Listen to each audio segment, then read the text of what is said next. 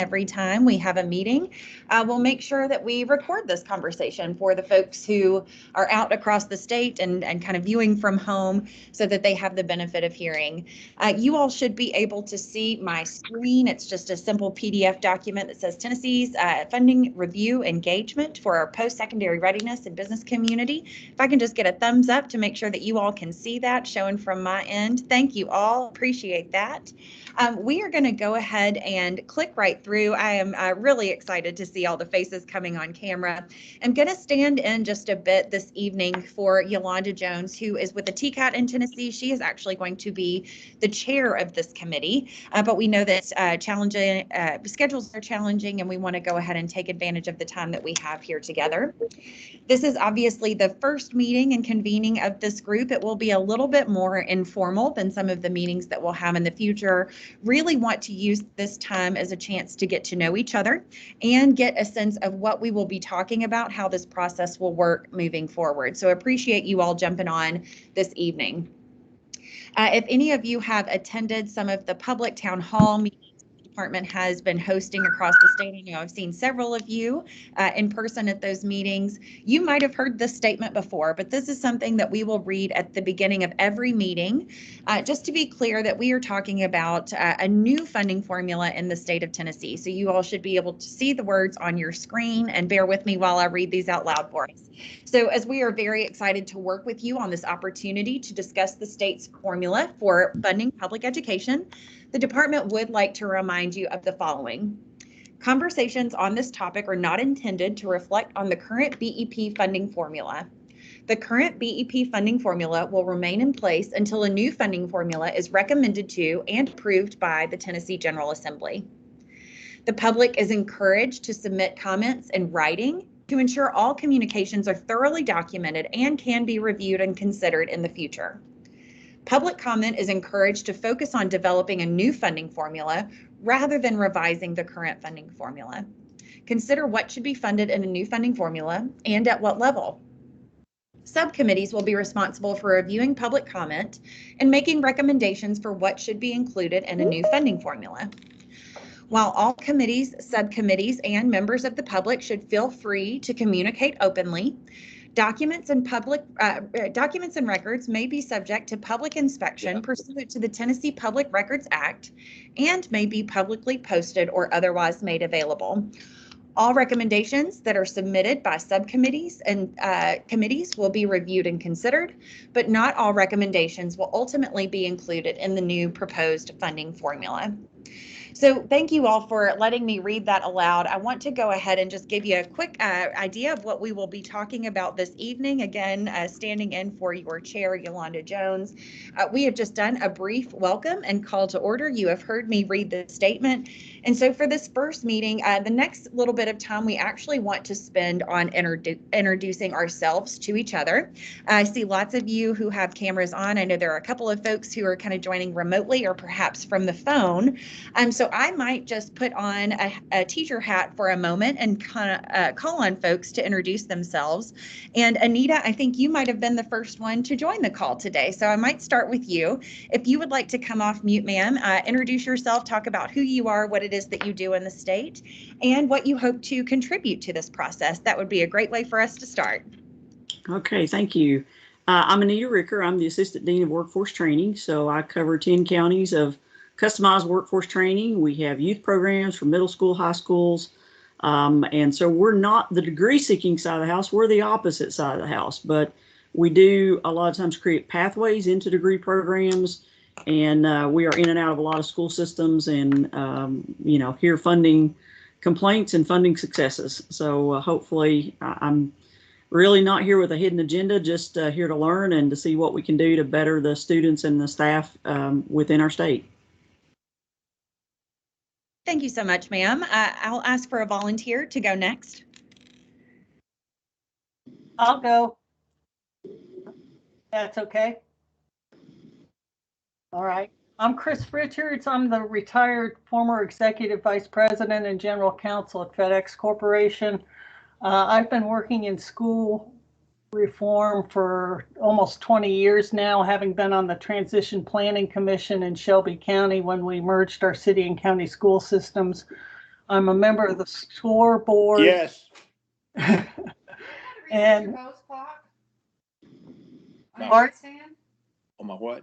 Oh, yeah, yeah. Okay, I'm a member of I'm a commissioner on the Public Charter Schools Commission. The thing I'm looking forward to is helping to make sure everyone who has insight or thoughts to contribute to this process gets to have their voice heard. I think I can help if we need some input from major businesses. This isn't maybe the top of mind subject for them, but it can impact their outcomes significantly. And I hope I can help with that communication process. Thank you so much, Chris. Who'd like to go next?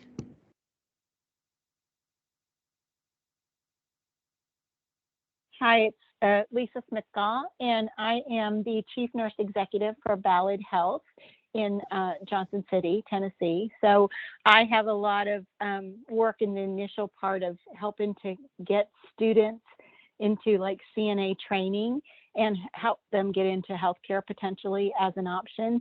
And I don't have a lot of experience with academics, but I'm really excited to be part of this group.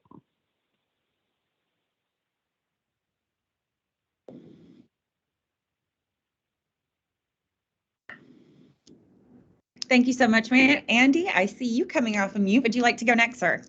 Yeah, I can go.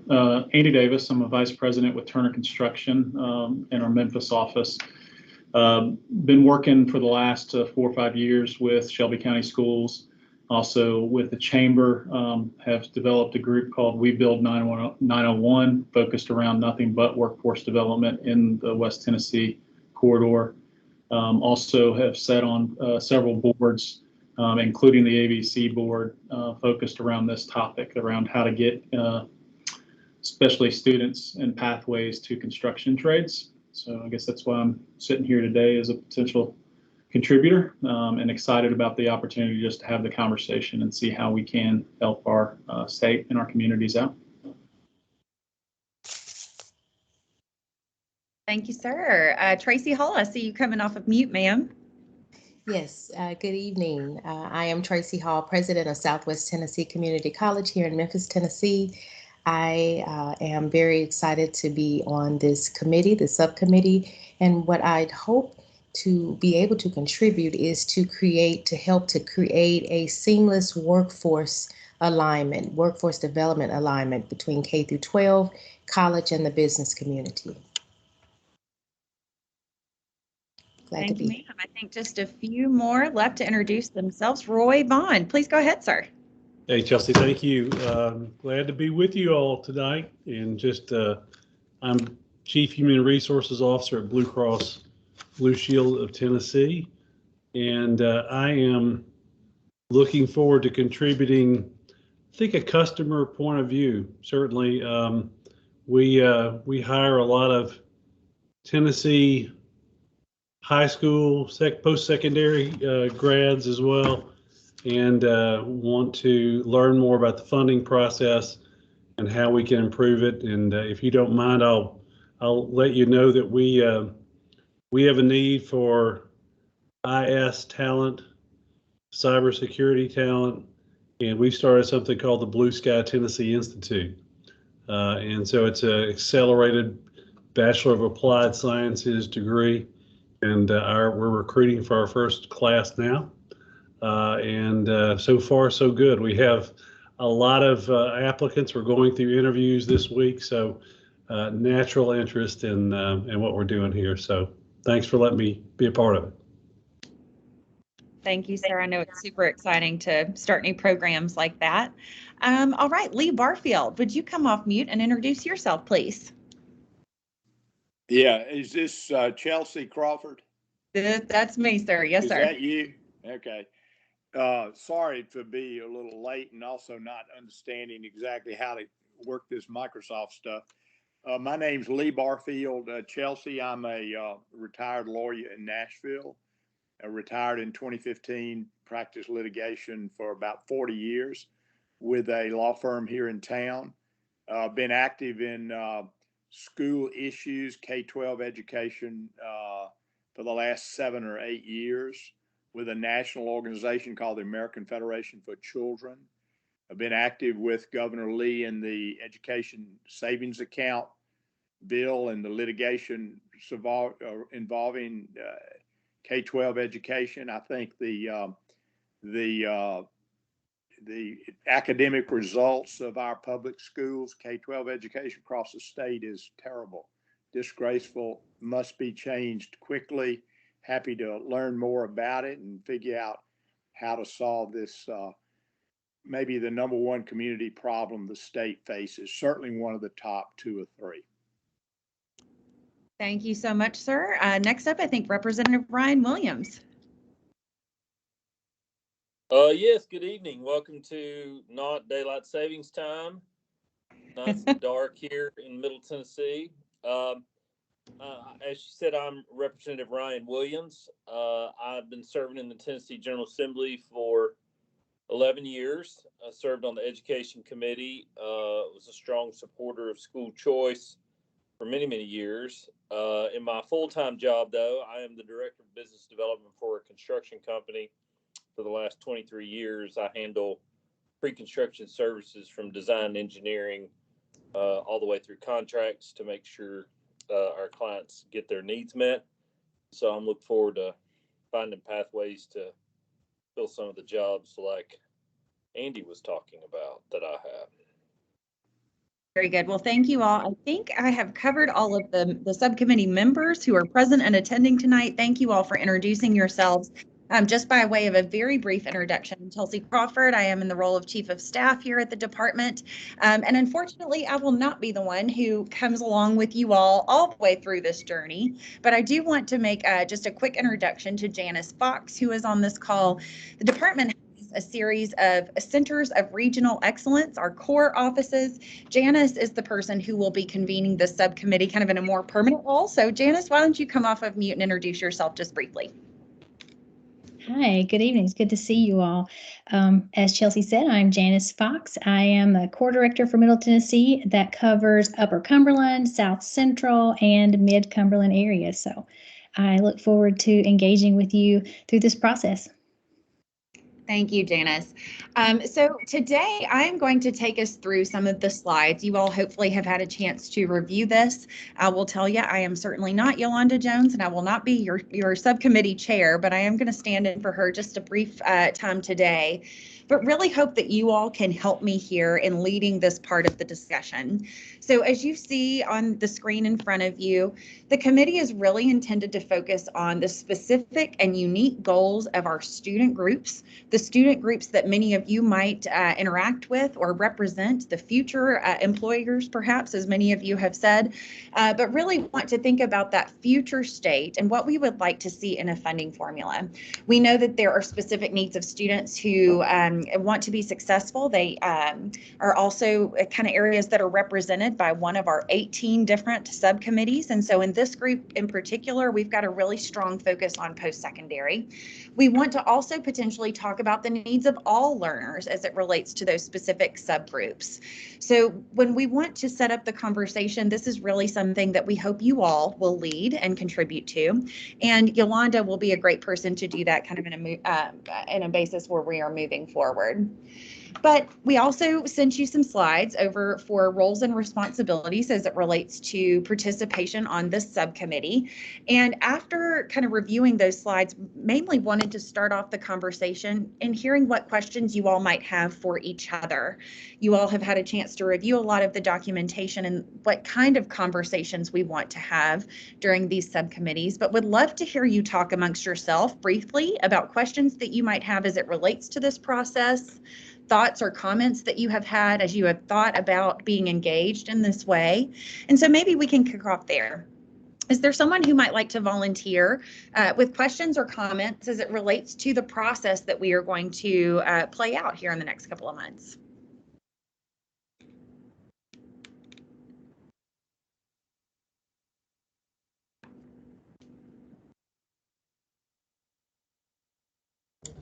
Chelsea, this is Chris Richards.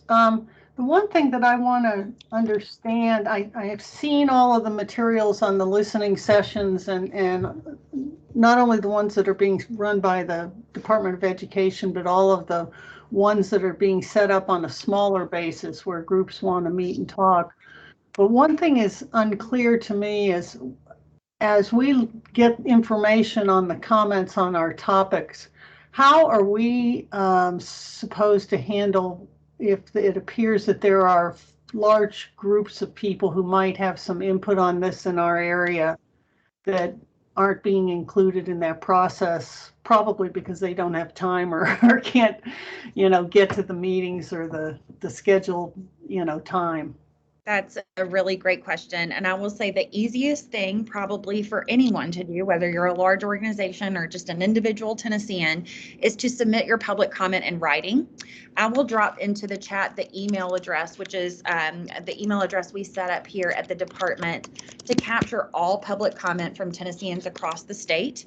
We are getting those public comments from individuals, from family members, from students, but also large organizations or community groups that have reports, that have written letters, kind of other ways to deliver their 2 cents, if you will, and kind of what they would like to see in the future. So I would really encourage you to submit things in writing to that email address. That's kind of part one of the answer. Part two, we know that there is a volume of content that is coming in both through that email address, through regular mail, snail mail as we call it. There are comments that are coming through, for example, when we host a town hall, there are social media comments and things like that people are submitting with real comment that is intended for part of this review process. The department is going to engage paralegals to essentially code all of those pieces of public comment for one or more subcommittees. So Chelsea, might send an email today that applies to one subcommittee, maybe it applies to 3, maybe it applies to 7 or 18. But a paralegal will actually sit down with each of those pieces of public comment, code them out for subcommittee review. And as part of our next meeting, you all will actually get the first batch of public comment to discuss, kind of review and be prepared to discuss in meeting 2. In the email that went out over the weekend, you all should have seen that first batch of public comment should be delivered to you by this coming Monday. I believe the date is November 15th. So that is coming to you shortly. But I also recognize many of you will have your own process to engage your communities, your companies, your others that are out there in Tennessee who want to be a part of this process. We really encourage you to collect that feedback and submit it to the email account. Other questions as it relates to the process?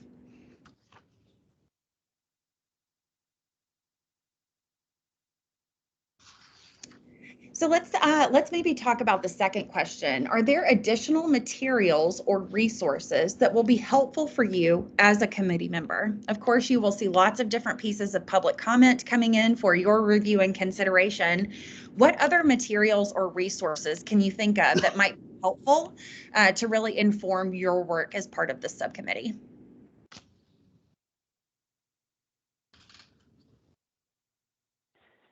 This is Lisa Smith-Gall. So I guess I would ask, is there a template of what exists today, or should we not consider that? We should just consider what do we think the future should look like? Because as being new to this process, I don't have a lot of experience or know what are the elements that are currently included to consider. Do we want to keep any of that? Do we want to start all over? That's kind of what I'm thinking.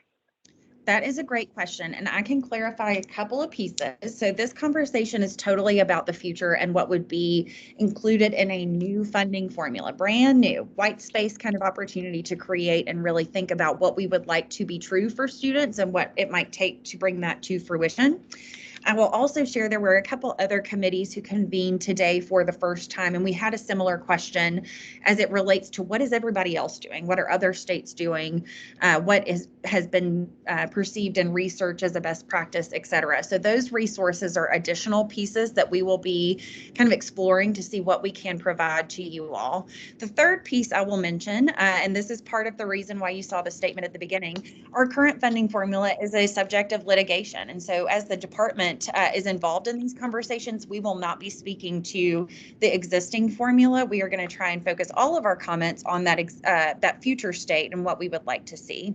So I think I've touched on a couple of pieces, but what exists today, there are some resources about the existing funding formula.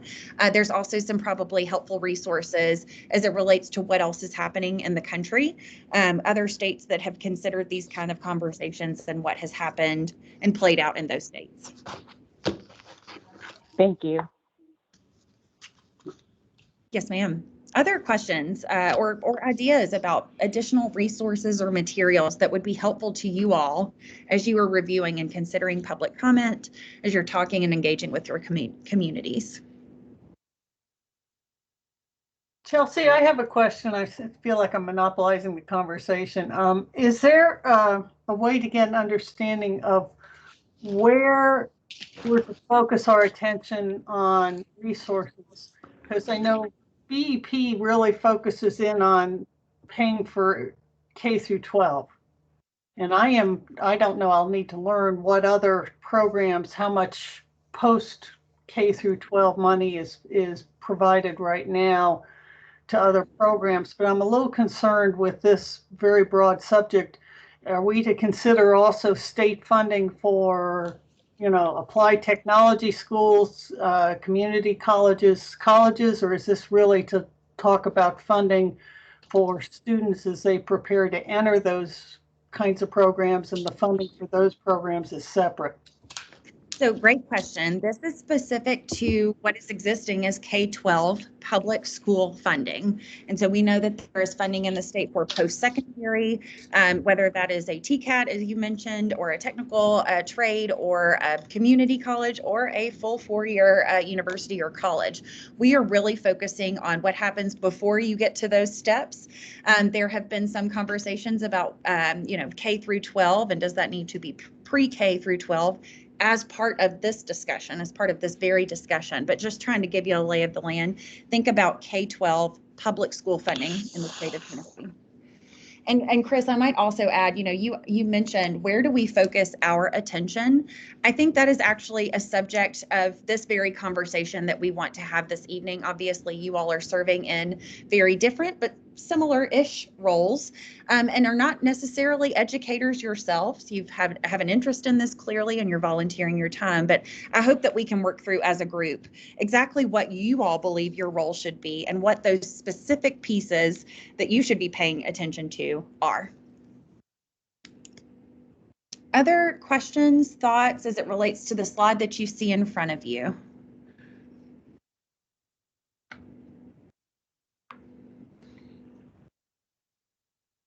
I would love to hear if you all have any kind of response to the third question, which is, what additional information do you want or need to maximize you and your community's voice as part of this process?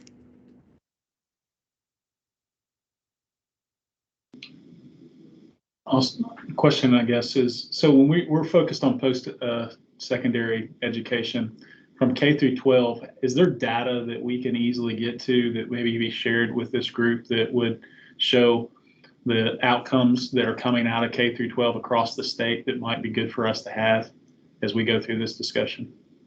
Absolutely, and I can think of a couple of pieces there. We have our statewide summative assessment, the TCAP data, that is probably something that you would be most familiar with. But we at the department have a host of data that is available to you all in terms of kind of determining academic success, other indicators that typically fall under our accountability system for how schools are doing, and it breaks down in a lot of different ways. And so we can certainly provide some general statewide information about academic achievement in Tennessee, and maybe break that down into some grade bands and subgroups for you all to take a look at pretty immediately. And of course, if there are additional needs or specific pieces of data that you all would like to see as a committee member, please feel free to make that request. Janice will be the best person for you all to submit that to, and we will run that down for you if we have it. Can we get information on currently existing dual enrollment programs that are being run across the state? this is an area that I think we can do a lot better on here in Shelby County. I think I've heard there are some other programs in other parts of the state, and it would be really good if we can get a sense of that, because that would be a situation where it would be funded as a part of the K-12 funding. Yes, that's a great point. And there are probably a couple other pieces as it relates to some of that connection work. You mentioned dual enrollment. I can think about work-based learning opportunities. There might be a couple other pieces. So we will take a homework assignment, Janice and I, to go get some additional data points that are specific to this group so that you can have that to inform your conversations. Thank you. Oh. Yes, ma'am. I'm going to keep us clicking along. And really, this is a point where I hope I can turn the discussion over to you all. I hope that you will kind of build on each other or bat each other, tee each other up for a particular response. But this is really where we want to spend some time this evening. And the first question is, what do you hope to be true for students in Tennessee? I want to remind everyone, we are talking about a brand new funding formula for public education. And we have a white space opportunity to kind of think about what we would like to see, what we would like to be true in our public schools. That would be a great place for us to start this visioning conversation. So I will turn it over to the group, whoever would like to chime in first for what your hopes and dreams might be for the students in Tennessee. Would love to hear it. Well, this is Tracy from Southwest Tennessee Community College. I would like to see, or I would hope that it's true that if all students are provided a well-resourced academic experience from K through 12 or pre-K through 12, that they all can achieve. I have experiences with students who have come from economically disadvantaged backgrounds, but they have attended districts in which they are well-resourced, or school systems that they are well-resourced, and they are able to achieve at a high level despite what may be considered a disadvantaged background. And so I'm just interested, and I, again, hope to see that if all students are provided a level playing field, that they all can achieve.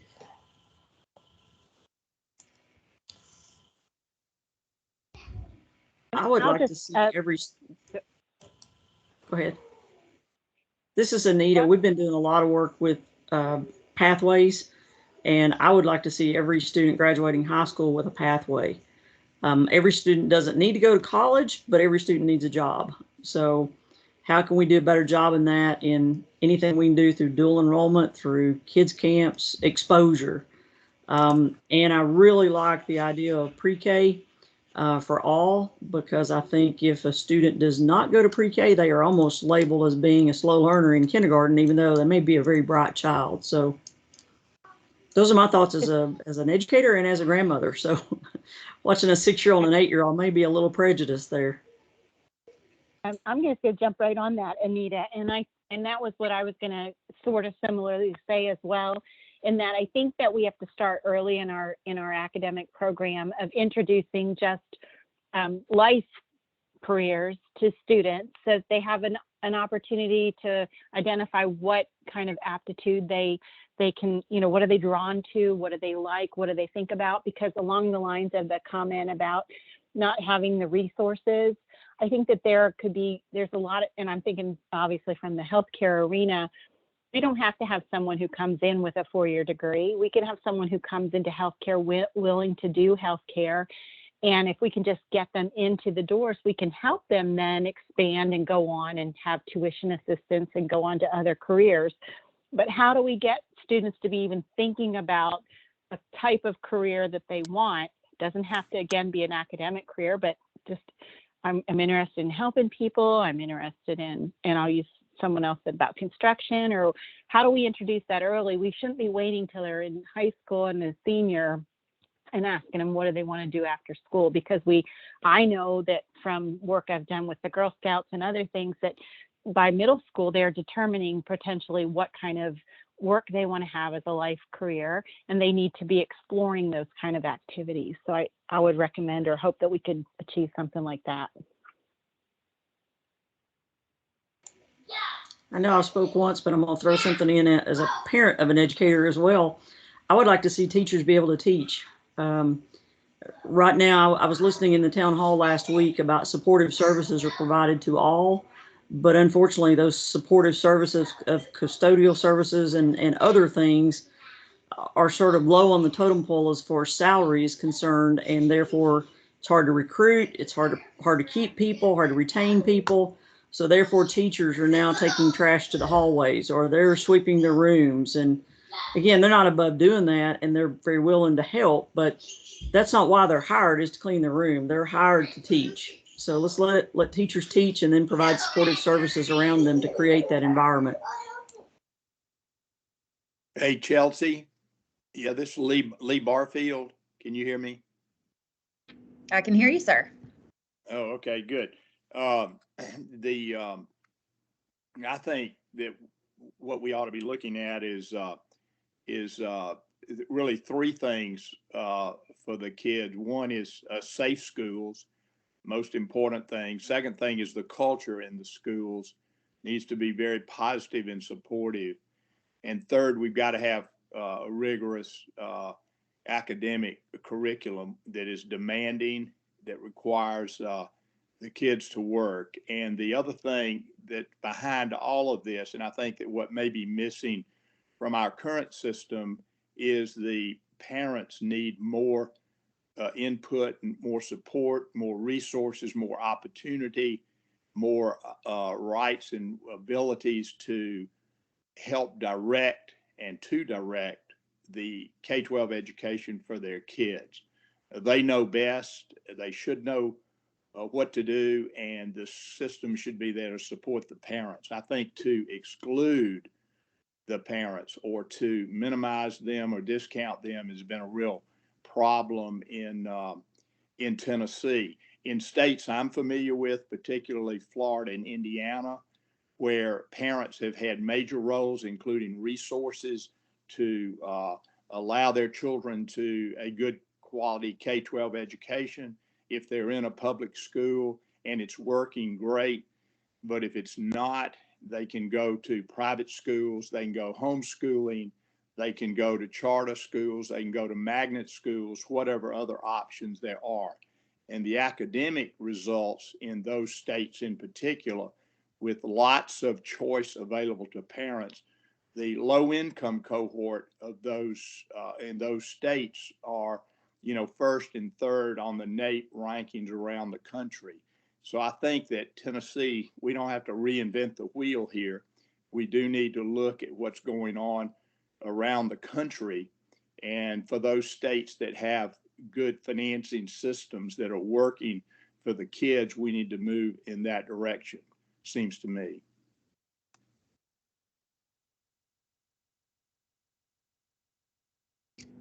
Great. I think I see somebody coming off mute. Mr. Williams. Yes, Representative Williams. Please, Ryan. I think one of the things in being in the legislature and being in finance committee all these years, I think one of the key components is to make sure that in all of our efforts that we do something that's simple and easy to be built upon. One of the biggest challenges is used to be a joke that only 5 people in the state knew how we were funding education. The fact is, it's probably 3 people, but and it's frustrating to do that. And so unless we have components that are specific to every district, that are malleable or flexible, then we won't be able to get down to the specifics of each district. What's important in Shelby County is not what's important in Putnam County, but we do know that the needs are the same across the board, usually as it relates to workforce development.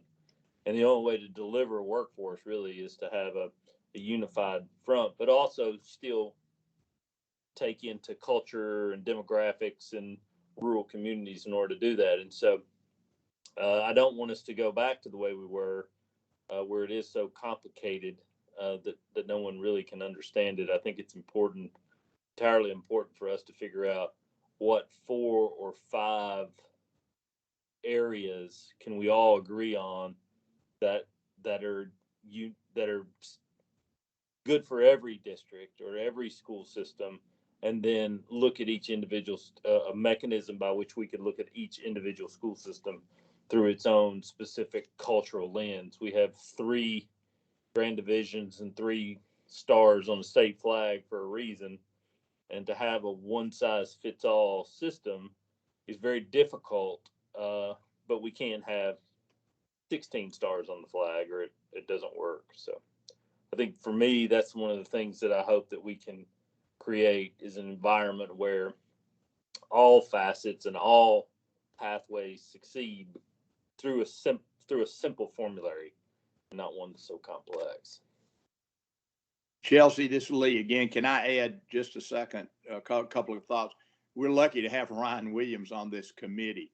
He's a superstar in the legislature, has been a real leader in education around the state. There are a couple of points that I would add to what I had said a moment ago. I've learned that in particular among low-income communities and neighborhoods across our state, those children need special services. One of them they need is tutoring availability.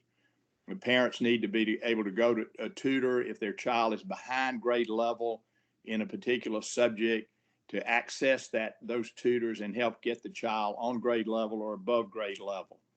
Frequently, in dealing with low-income communities, mentors have been great. Having where the parental support is not as good as perhaps it ought to be, to have mentors available that can help the kids with upcoming tests, examinations, and to encourage them and to tell them that we believe in you, that you can make it and you can get it done.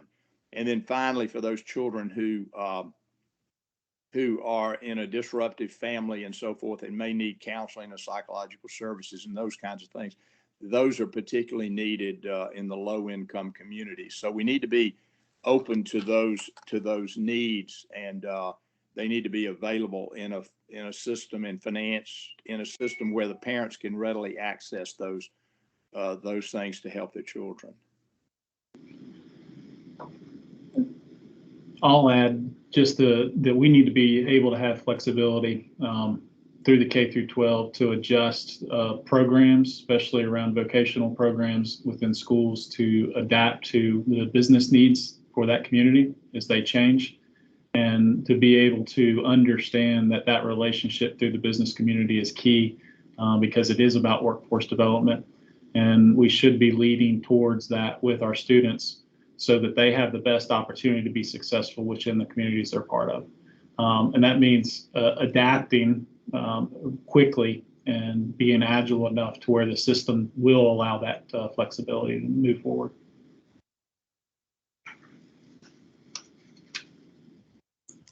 And I know I've said this already, I think, with the seamless alignment with K through 12, college and business. I'll stress also an emphasis on pre-K and early reading, early literacy. It really is a concern, and that's what we see so often. I've been in community colleges, worked at community colleges for practically almost 30 years, 3 urban school districts in 3 different cities, and I see the same thing. We start to talk about post-secondary credentials. Doesn't have to be a degree, but a post-secondary credential that a student needs too late. And especially in some areas that are troubled. When we start talking, especially we talk about African-American boys, we start talking to these boys at 11th grade, that's too late. Too often we've lost them to other, they've been enticed by other means. And so we have to start much sooner with focusing on their education. As I said, education for all students. We know that zip codes do matter, but they shouldn't, because we all are impacted when students, regardless of their zip codes, if they are not properly educated in well-resourced educational systems beginning in pre-K. There's a difference between a child going and having grandma teaching them through Sesame Street versus a student that goes to a Montessori school. No offense to grandma on Sesame Street, but there's just a different level of preparation that they have entering kindergarten, and that will follow them their entire academic career. And so when we start to talk about, well, why aren't they in dual enrollment or whatever, or taking AP classes, they're not prepared for that. And it's unfortunate that at birth, we sometimes can predict how successful or unsuccessful a student will be. That kind of school to prison pipeline begins too early because we're not resourcing them early enough. So that's a concern.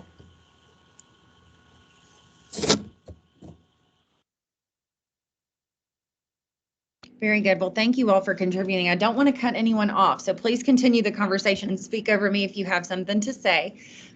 Would like to just try to bridge into this second question, being cognizant of time and trying to get us out of here by dinner. What resources are needed to support the students or perspectives you all represent? So remember that you all are kind of representing the interest of post-secondary institutions, business institutions, as it relates to students who come through our public education system. So in your opinion, what resources are needed to support those students and the perspectives that you all have been talking about? Well, the one thing that I have to just second the comments from the prior speaker, with our workforce development work here in Memphis, we have tried on several occasions to move a sort of a basic workforce skills class into like 5th and 6th grade, where you would have it be part of the core curriculum, but it's things like schedule and regular hours and what are the kinds of things that are jobs, because so many of the kids here have had very limited exposure to regular working situations, and particularly positive regular working situations. But what we found is that if you wait till 11th grade, you're way too late. I mean, in 5th and 6th grade, these kids may still have an interest in getting involved in understanding what their options are. But if you wait till it's that far into the high school years, it's unlikely to succeed. So I just think one of the things we need to look at is how do we make sure there are resources early enough in the process, not just the pre-K, getting the kids, with the basic skills so that they can do work, but also to have resources in middle school to help prepare children for the workforce, because a lot of that, they aren't going to get it at home.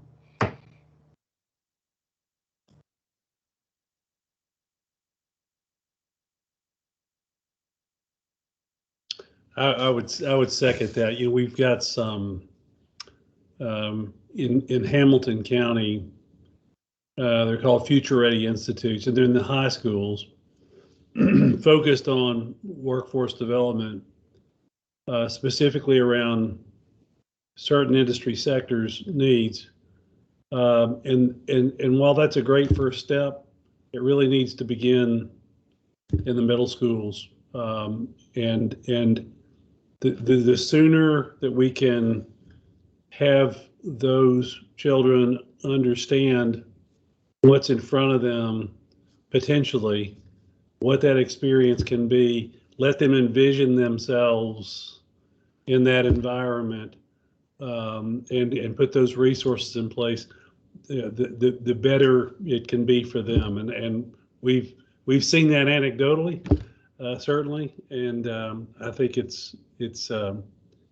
really does make a difference if they can see themselves. Chelsea, I think it would be really good for us to have some kind of catalog or list of commitments made. Also, the governor has done his GIVE program, which has been huge impact in those areas where we've been able to make those investments. And I guess, all good ideas like Tennessee Promise started small in Knox County, and now we have a statewide program. I guess the question is, how can we inculcate that kind of model, keep our first commitments, and then still find a way to develop the kind of soft skills or resources necessary where those areas, those cataloged items don't exist. There's, for every one county, we have a vocational training program, like the governor's investment. We have 5 counties that don't have it. and so I think it's important for us to know when we're trying to create a funding mechanism, how we honor our commitments and see those things through to the end, but also bring others along. Because without a schedule, if you will, of all the things that we have, it'd be really hard to figure out how best to do that. And it may be that we lump them all into one big pool and give local LEAs the ability to use those funds either in a GIVE program or in a dual enrollment program or some kind of soft skills kind of thing for middle schools. But I don't know really how that formulary works, but I do know what we don't intend to do is to pull the rug out from under the investments we've already made before we've been able to see really a return on those investments. So from a standpoint of resources, and I don't know, I think about some of the comments that have already been made about, we need our teachers teaching, we need, folks doing what they need to do. Our counselors need to be counseling, but do we need a liaison that helps the business community be connected, both helping to create that pipeline of workforce that they need, specifically navigating the process that gets very frustrating and challenging for some of the business community to work within the school systems to figure out how to navigate, but also at the same point in time, figuring out how to connect with the students to create that awareness around those pipelines and be that promoter. And I don't know if that is something that has been tried or trued or whatever, but it seems like there's certain communities that could use that a little bit more than others. And might be a benefit, but that seems like a resource that possibly could be of value.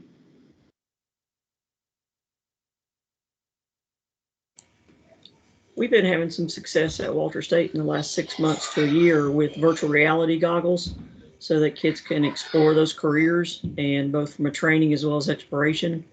And sometimes the career of choice they may think it sounds glamorous and they may really want to do it, but sometimes they're saying no, and no is an answer rather than getting to the employer and then finding out that was not a good idea or they didn't like it. So they seem to really be enjoying those.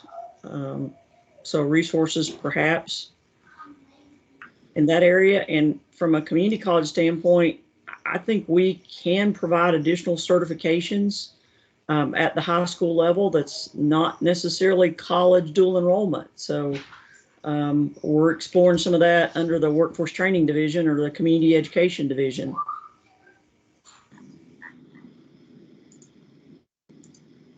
I think also adding the wraparound support services for students, looking at the student holistically. A lot of times we look at what a district, how they perform from a test perspective, but there's so many factors, and neighborhoods, communities are very complex. And when we have families or students that are coming to school and they are concerned about basic needs, Maslow's hierarchy of needs, they're hungry. So all of those factors play into how a student will learn. It also plays into how well a teacher can teach. They have to do so much more in certain areas than just focus on the curriculum. They have to be everything to a student, and they're not able to just do what they went to school to do. And so I think in some ways we are unfair to teachers when we have these expectations of what they should be able to produce without factoring in the complexity of what they have to face every day. And many of these teachers have not gone to school to do what they have found themselves having to do in certain communities. And that's not only at K through 12, but I know in the community college as well, many of my faculty face that same situation because these kids that grow up and come to college are chronologically adults, but because of some of the circumstances that they have experienced, they are still children. They've stopped that maturation process at 8, 9, 10, whatever a traumatic situation has occurred in their lives. And so my faculty can't just teach. They have to counsel and nurture and all of those things in college.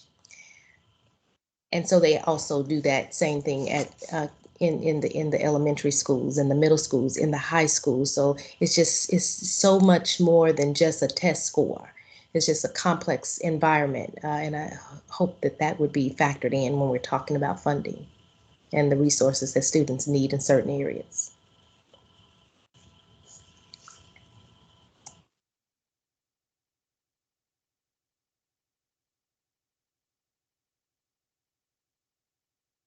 Excellent. I was trying to leave some thinking time just to see if there were any other comments on these questions, but I will move us on to the next slide, recognizing time. I really want to transition just a bit to our next meeting and what you all can expect between now and then. I really want to just make a comment to ensure that you all realize that we will have provided the very first batch of public comment for your review and consideration and discussion at the next meeting. So you heard me say earlier in this call, it will be things that are submitted to the email address. It is reports or letters that we have received from individuals, organizations across the state. Also things that are coming through from our Twitter town halls. Our first one is actually tomorrow. So we'll invite you guys to kind of tune in on Twitter around noon to see some of those public comments, as well as some of the comments that have come in through social media as a result of the public town halls, most of which were held in the last couple of weeks. We have a couple more public town halls a little bit later this month around the Thanksgiving timeframe. But we would really like that you be able to review that content in addition to the feedback that you might have collected individually. Chris asked a great question about that a little bit earlier. So if you all are getting input or feedback from your community, please review that, bring that to the next meeting. Our deliverable for the next meeting will be that when we are reviewing the materials, you all as subcommittee members will need to categorize the feedback and the resource ideas into one of 4 groups. So as you're looking through all of those pieces of comment, we will ask that you prioritize those and categorize those into 4 categories, which are must-haves, should-haves, nice to have, and some other category. I know a lot of times we hear things that we would love to see, maybe 10, 20 years down the road, or something that just might not seem like it could be a reality at some point in time in the future. So that's kind of where we would put, that other category, but certainly the must-haves, those very basic things you as subcommittee members believe must be included, should-haves or the nice-to-haves, and the other category. So please take a look in your email inboxes over the next day or so to review that first batch of comment. And our guiding question over the next 2 weeks is, how does the subcommittee want to solicit or collect feedback to answer the question? So how are you going to collect feedback or engage with your communities to inform how you might categorize that public comment? With the next couple of minutes, 2 or 3 minutes, I would love to hear maybe if anyone has thought about that already, how you might engage with your own communities to inform the work that you're doing on the subcommittee. That might be a good thing for us to kind of share in parting as we get our wheels turning and get ready to convene again here shortly. So if there's anyone who has thought about how you as a subcommittee will go about engaging with your community and being able to kind of categorize that feedback, would love to hear that at this time.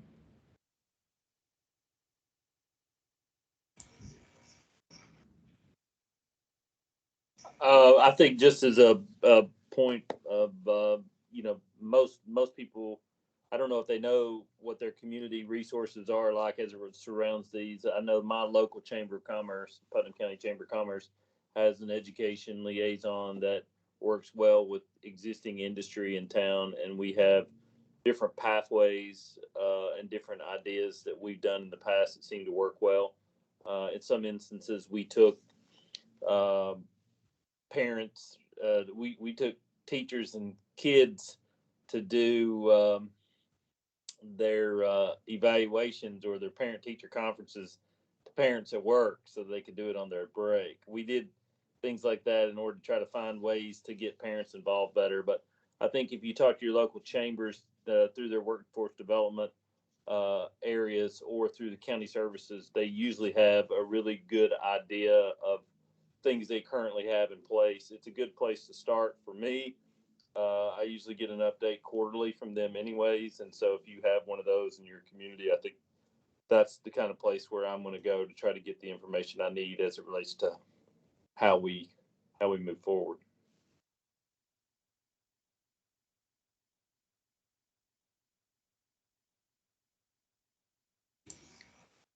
Probably would be pretty quick and easy to just generate some questions through a Google survey and easy to collect.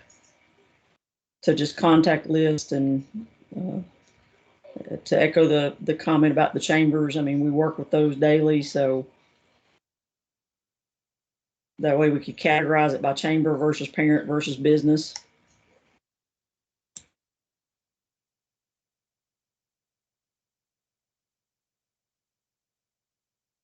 Other ideas?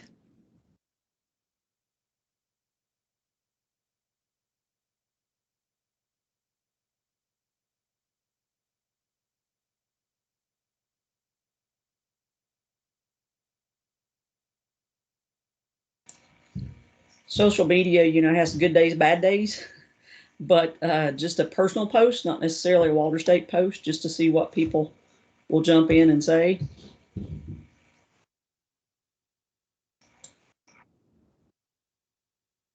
Getting creative, I like that.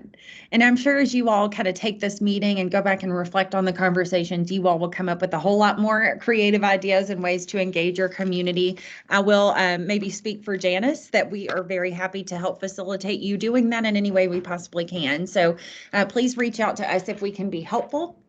Our last slide, I just want to give you the time and date of the next meeting. We will be convening in about a week. I know that the Thanksgiving holiday is coming up a little bit later this month. We also have a holiday in the middle of the week this week. And so our subcommittee calendar is reflecting some of that holiday disruption, which I know that we are all looking forward to. But please mark your calendars. Janice will be sending out calendar invites and all of that good stuff to prepare us for the next convening. And as I mentioned, please keep an eye out on your inbox for public comment that will be ready for your review consideration ahead of discussion at the next meeting.